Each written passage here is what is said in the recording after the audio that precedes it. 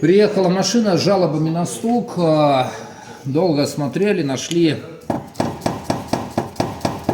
А виной всему коряво вареная гофра, ну и какой-то Франкенштейн такой из глушителя, как бы сваренный.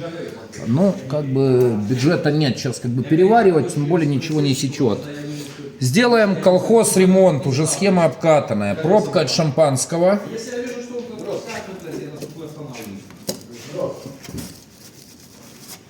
Ничего не стучит. Вариант колхозный, но, собственно говоря, рабочий, особенно когда нет бюджета на переварку новой системы.